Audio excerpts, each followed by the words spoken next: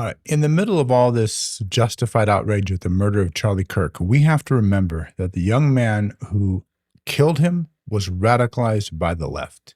We have to remember that this was a young man who was raised in a stable family with conservative Christian values, who then went out and found a terrorist group. There is no other word for it on Discord.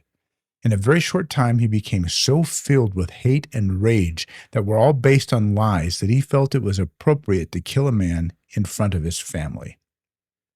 This is the kind of horrific indoctrination that young people undergo in terrorist nations like Iraq and Iran. This is a serious problem that we need to address as a nation because, yes, Tyler Robinson pulled the trigger, but he is a symptom of a much larger problem. We are broken as a society. We tolerate free speech because of the First Amendment, but all rights come with attendant duties. The right to free speech comes with the responsibility to tell the truth and not to lie, slander, defame, debase, or libel others.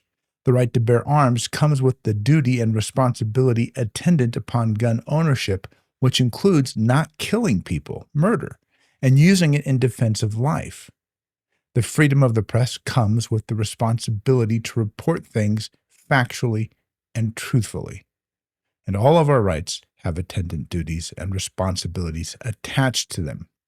And the right of free speech requires certain duties and responsibilities as well. And if one does not adhere to those duties and responsibilities, that right can be curtailed, even stripped from the individual.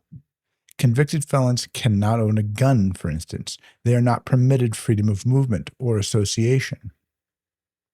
We have to remember that this isn't the only time we've seen this indoctrination, this perversion, this radicalization of human beings. The young woman who was murdered on a train by a black man because she was white, the congressional baseball game shooting, the attempted assassination of Justice Kavanaugh, the attempted assassination of Donald Trump. Organizations that radicalize our young people and our citizens to commit murder, who call for the hatred of others based upon ideology, must be eliminated. They must be criminalized and they must be identified as terrorist organizations, and then we must go after them with the full force of the law. Those whose words are seditious, who incite violence, who spread lies to radicalize our fellow Americans and our children into killers, are no less culpable, and they too should be prosecuted and sentenced to death.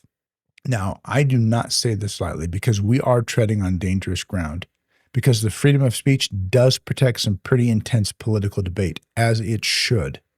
But it was never the intent of the founders to enshrine the freedom of speech for sedition, calls to violence, or murder. It was always meant for criticism of the government without fear of reprisal, and to voice opinions, however unpopular. It's not protected speech to incite violence, to radicalize treasonous, seditious, or criminal behavior as acceptable. And we should bring back the death sentence for treason, and with proper protections to protect the legitimate rights of free speech for individuals, go after those organizations that seek to undermine and overthrow our nation. The oath of office is to uphold the Constitution and protect our nation from enemies, foreign and domestic. And this includes organizations that radicalize our children into killers.